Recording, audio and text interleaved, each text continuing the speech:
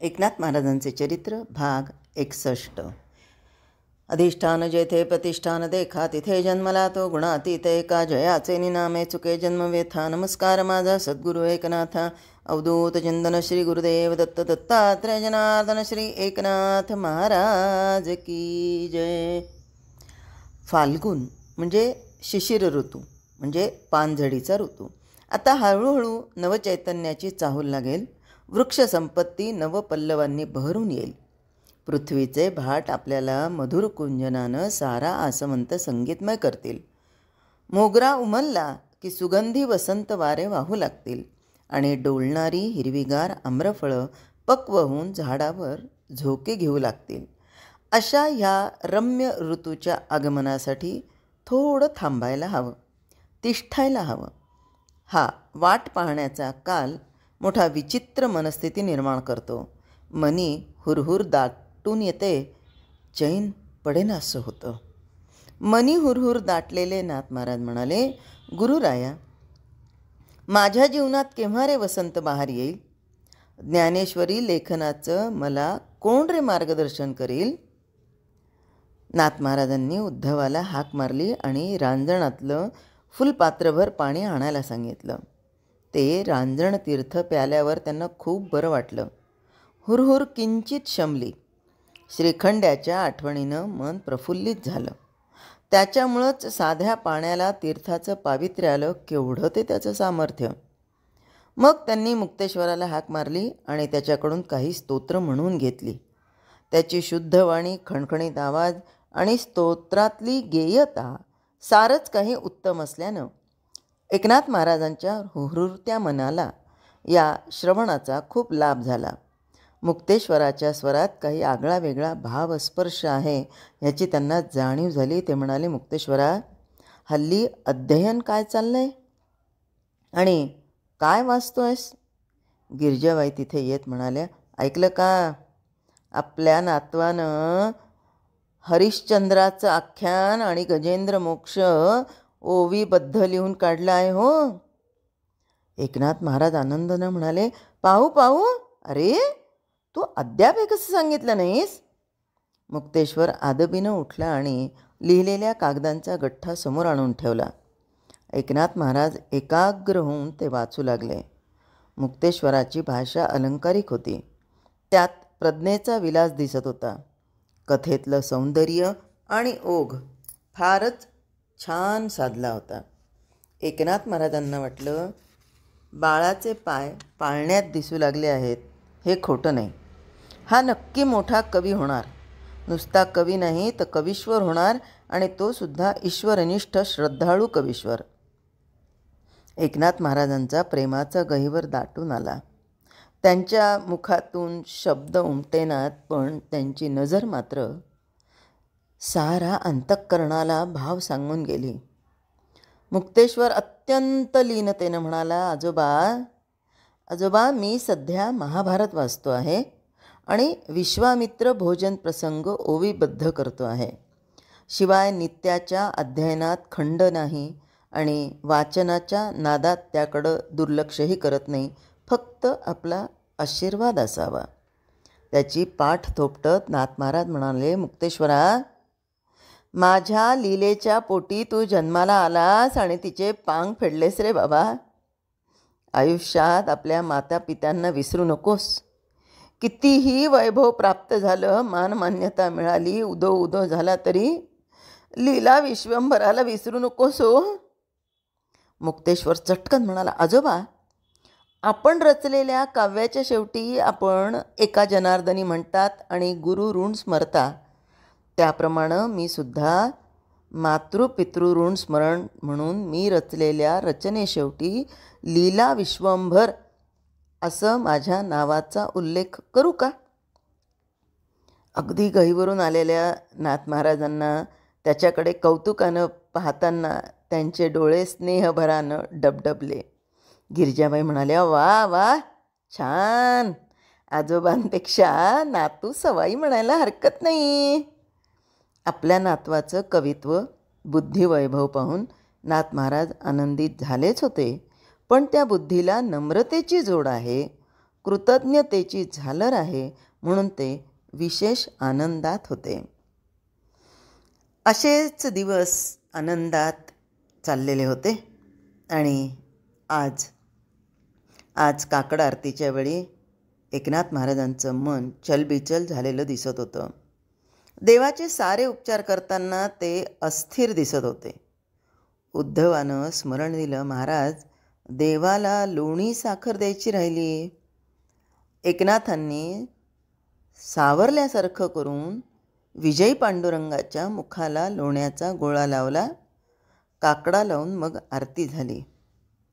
एकनाथ महाराज उद्धवाला म्हणाले, आज फाल्गुन वद्य षष्ठी, आज आपल्याकडे मोठा उत्सव करायचा आहे.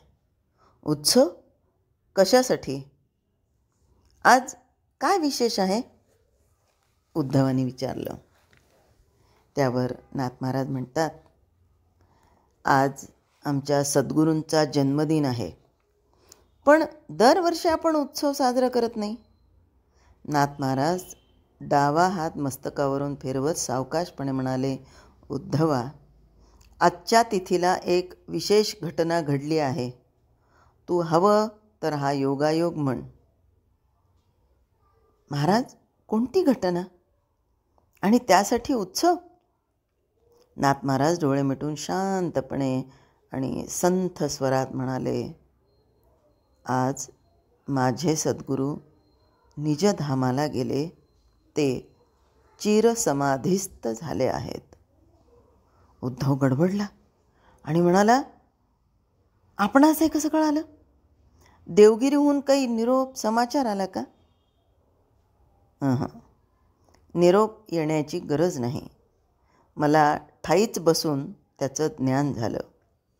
मन बुद्धीचं एकरूपत्व असलं की बसल्या जागी आपोआप संवेदनारूपानं सारं काही समजतं. आज अमाप अन्नदान होऊ दे, भजन कीर्तनाचा जल्लोष उडू दे, शिवाय आज दान दक्षिणेत कमतरता पडता कामा नये. काय समजलं उद्धवा? आपल्या सद्गुरूंचा मृत्यू नाथ महाराज किती स्थिर मनानं सांगत आहेत. मनाची चलबिचल नाही, डोळ्यात आसू नाही की स्वरात कंप नाही, खेदाचा शब्द नाही की साधा सुस्कारा नाही. केवढं हे मनोधैर्य, केवढं हे मनसामर्थ्य.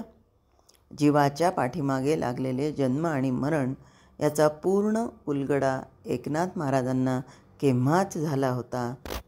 नैनन छिद्दंती शस्त्राणी, गीतेच्या 2ऱ्या अध्यायातल्या 23व्या श्लोकामध्ये तसं तर भगवंतांनी सांगितलेलंच आहे ना, नैनन छिद्दंती शस्त्राणी नैनन दहती पावकाः न चैनं क्लेदयन्त्यापो न शोषयती मारुताः. हे आत्म्याचं स्वरूप त्यांना ज्ञात होतं. जो जन्मालाच येत नाही तो मरेल कसा? हा फक्त मायेचा खेळ आहे. उपजेते नाशे, नाशे ते पुनरुपी दिशे, हेची खटिका यंत्र परिभ्रमेगा. हे अव्याहत फिरणारं घटिका यंत्र. तेव्हा या स्थित्यंतराबद्दल दुःख कशासाठी? उत्सवाची वर्दी घरात पोहोचताच सर्वजण उत्सवाच्या तयारीला सज्ज झाले. कोठारातलं धान्य मुदपाक खाण्यात आणलं गेलं. उद्धव एकनाथ महाराजांना म्हणाला, महाराज, कोठारात धान्य भरपूर आहे, पण आपण म्हणता की दानदक्षिणा द्यायची आहे, त्याच्यासाठी रोख रक्कम म्हणजे रक्कम अपुरी आहे का? तुटवडा आहे का? थोडं थांबून विचारपूर्वक ते म्हणाले, असं कधी झालं नाही, ईश्वर इच्छा. ठीक आहे उद्धवा, ही सुद्धा कसोटीच असेल. आज गुरुरायाच्या स्मृतिप्रित्यर्थ काहीही अडचण येऊ द्यायची नाही. आपल्या पैठणच्या सावकाराकडून 700 रुपये आण आणि त्यासाठी कर्ज रोखा लिहून दे. एवढं पुरतील ना? उद्धव हो म्हणाला. त्यानं कर्ज रोखा देऊन रक्कम आणली आणि तो तयारीला लागला. टाळकरी मंडळी आली. आधी विजय पांडुरंगापुढे पंचपदी होऊन भजन झालं. मग सर्वजण दिंडी घेऊन गोदावरी तिथे आले. तिथे नामगजर केला. पांडुरंग हरी, वासुदेव हरी. सद्गुरू समर्थ जनार्दन स्वामी महाराज की जय. अवधूत चिंतन श्री गुरुदेव दत्त. हा नामगजर जणू आभाळाला भिडला आणि मग भजन रंगू लागला. माध्यान्नीला मुक्तद्वार भोजन झालं. सद्गुरूंचं स्मरण करून एकनाथ महाराजांनी याचकांना दान दिलं, दक्षिणा वाटली. सामान्य लोकांना कळेना की आज देऊळवाड्यावर उत्सव कसला आहे. चला भोजन मिळतंय, वर दक्षिणाही मिळते, तेव्हा बाकीच्या चौकशा कशाला, असं म्हणून पंचक्रोशीतल्या लोकांसह पैठणकरांनी वाड्यावर गर्दी केली. आश्चर्य हे की कुणीही विनमुख परत गेला नाही. जो तो तोंड भरून आशीर्वाद देत संतुष्ट मनानं परतला. रात्रीचं कीर्तन विविध भावभावनांनी रंगलेलं होतं. कर्मणा जायते जंतुः कर्मण्यैव विलीयते, सुखम दुःखम भयम क्षेमम कर्मण्येवाभिपद्यते. हा भागवतातला श्लोक त्यांनी विवरणाला घेतला. जन्म मृत्यूच्या कल्पनेचा सारासार विचार सांगितला. जीवनात सुख दुःख भय अगर सुरक्षितता ही आपल्या पूर्वकर्मानुसारच प्राप्त होते हे सोदाहरण सांगितलं. सद्गुरूंची योग्यता आणि जीवनात सद्गुरूंची आवश्यकता काय याचं निराकरण केलं. कीर्तन अत्यंत संस्मरणीय झालं आणि आता प्रतिवर्षी या तिथीला उत्सव साजरा करायचा असा संकल्प त्यांनी जाहीर केला. अंथरुणाला पाठ लागल्यावर मात्र स्वामींच्या स्मरणानं त्यांना रडू कोसळलं. कितीही आवर घातला तरी अश्रुधारा थांबेनात. डोक्यावरून पांघरून घेऊन ते आतल्या आत स्पुंदू लागले. गुरुराया, गुरुराया, तुझं अंतःकरण किती रे कनवाळू. शेवटी हा देह सोडता सोडता सुद्धा तुझं माझ्यावर लक्ष ढळलं नाही. तू त्या मुल्लाच्या मनात शिरून मार्गदर्शन केलंस. केवढीही शिष्याबद्दल आस्था. मला आता आपल्या पार्थिव देहाचं दर्शन घडणार नाही आणि सेवाही घडणार नाही. मनाची कितीही समजूत घातली तरी स्नेहतंतू तुटत नाहीत रे गुरुराया. ते फार अवघड आहे. ते केवळ अशक्य कोटीतलं आहे. मागे एकदा ज्ञानेश्वरांच्या समाधीचा प्रसंग आपण वर्णन करून सांगत होतात, तेव्हा आपण म्हणालात की निवृत्तीनाथांसारखा थोर संतपुरुष साक्षात ज्ञानेश्वरांचा सद्गुरू आणि गहिनीनाथांचा शिष्य, आध्यात्मिक ज्ञानाचा गड्डा, पण त्यालासुद्धा आपल्या धाकट्या भावाचा वियोग सहन झाला नाही. गवत रानोमाळ उडावं, अगर बांधलेला पाठ फुटून पाणी सैरावैरा धावावं, तसं माझं मन भिरभिरलंय. निवृत्तीनाथांच्या मनावरचा ताबा सुटला आणि ते सैरभैर झाले. त्यांना अश्रू आवरेनात. गुरुदेवा, गुरुदेवा, मी तर त्या निवृत्तीनाथांपेक्षा किती लहान. मग मला जर माझं मन आवरता येत नसेल तर काय नवल. आज मी जो काही आहे तो केवळ गुरुराया तुझ्याचमुळे. तुझी प्रकाशदान, तुम्ही हे प्रकाशदान केलंत ना, म्हणून या अज्ञानी जीवाला जीवनपथ सापडला. हे उपकार अनेक जन्म घेतले तरी फिटतील का? नाही फिटणार. उत्तर रात्र संपायची वेळ आली तरी एकनाथ महाराजांना शोक आवरेना, झोप येईना.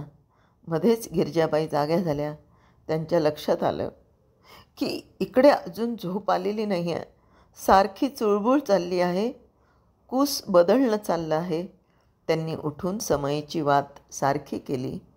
मंचकाजवळ येऊन पतीच्या कपाळावर हात ठेवून विचारलं, अजून झोप आली नाही का?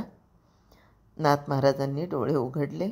समयीच्या प्रकाशात गिरिजाबाईंचा सात्विक चेहरा मोठा लोभस दिसत होता. झोपताना खोपा सोडला होता, त्यामुळं नागवेणी पाठीवर रुळत होती. केस किंचित विस्कटले होते आणि त्यांचे भाऊक पण झोपेनं जडावलेले डोळे काळजीग्रस्त दिसत होते. गिरिजाबाई म्हणाल्या, आज आपल्याला फार दगदग झाली आहे. आता जरा स्वतःच्या वयाकडे लक्ष द्यावं. आपल्या मनाचा उत्साह तरुणासारखा असला तरी त्याला शरीरानं साथ द्यायला नको का?